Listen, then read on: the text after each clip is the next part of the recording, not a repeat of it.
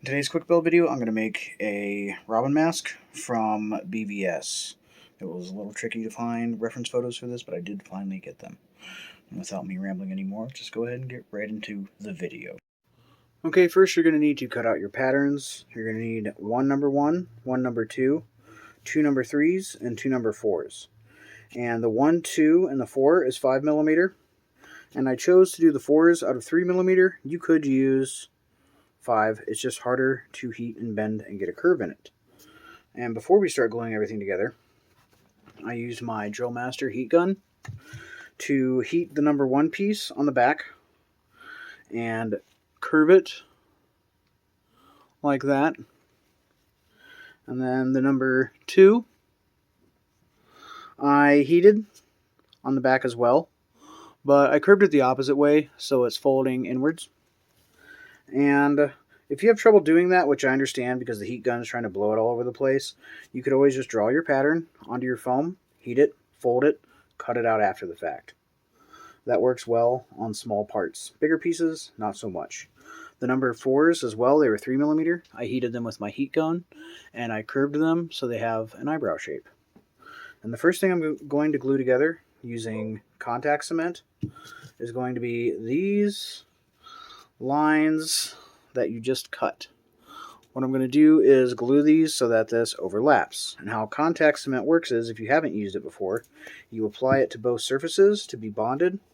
You wait about 15 to 20 minutes, depending upon the brand, of course, for the contact cement that you brush on to actually dry. You don't bond it when it's wet. It has to be fully dried and cured in order to want to stick properly.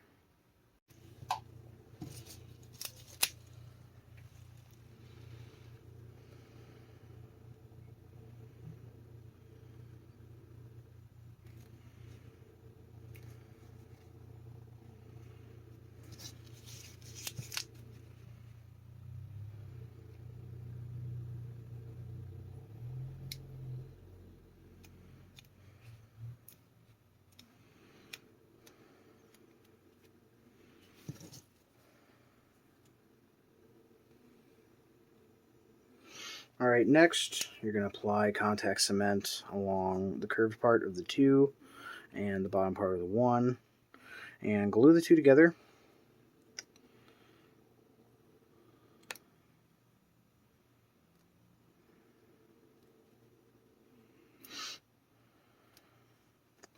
But try and glue them with a bit of an angle like that. It's pretty easy since you've curved them opposite. They kind of want to line up like that anyways, but yeah.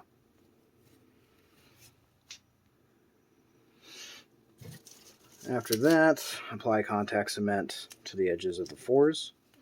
And then starting with this corner here, I'm going to go ahead and put in the bottom.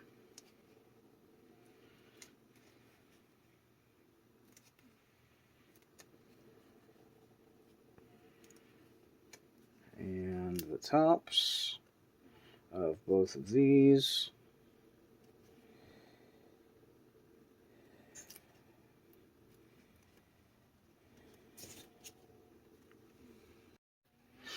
Okay, before I put the whole mask together, I'm going to use my heat gun to heat this and curve this part here up.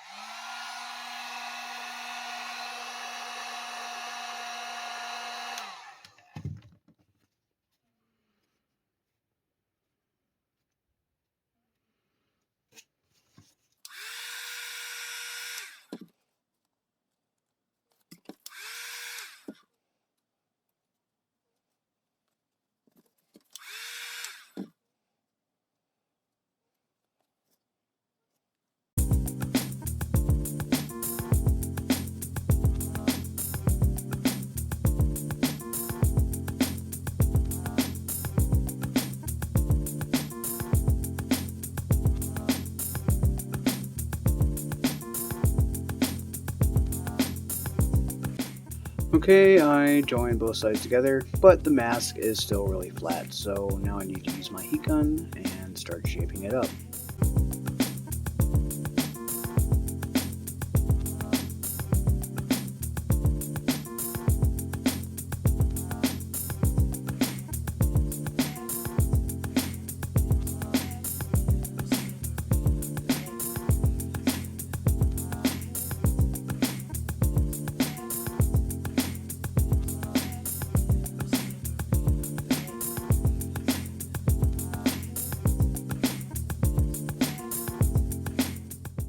I finished all my heat forming. Once I got the basic shape that I got from the last clip, I went ahead and did some more advanced heating where I matched it to my face so it would fit me when I wear it.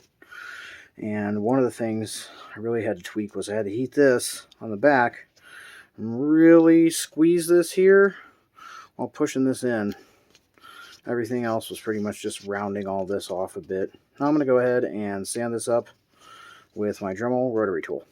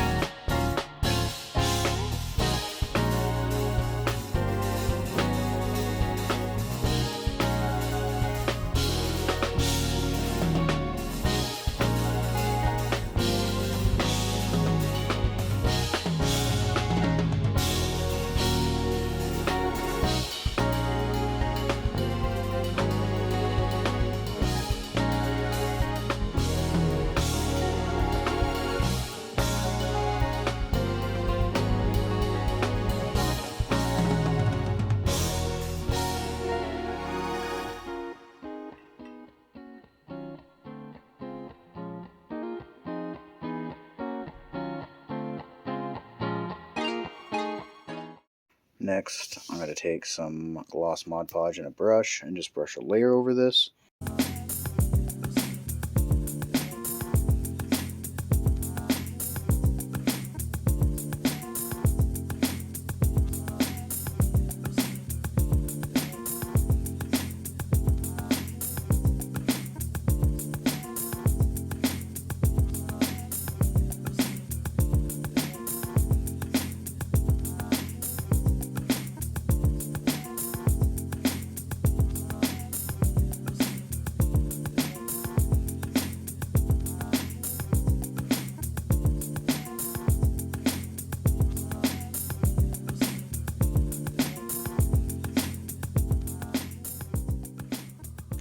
Alright, next I'm going to use some Dollar General flexible sealer to turn this all black and seal it up the rest of the way.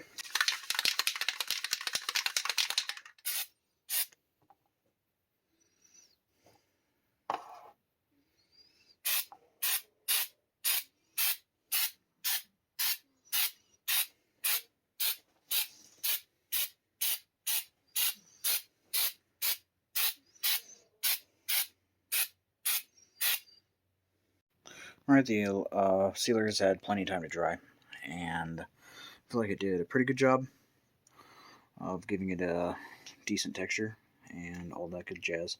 And I added a thin piece of elastic. Alright, that's pretty much going to wrap it up. Thank you for sticking around till the end of the video. Of course, you'll have to use black makeup and do the raccoon eyes to hide your skin, which I hate having makeup around my face like that, but hopefully you've enjoyed this video and like how the mask turned out. I think it looks pretty cool. As always, thank you for watching, and if you enjoyed this video, please feel free to like and subscribe. The patterns for this are free up on Facebook, so you can check that out below. And have a great day.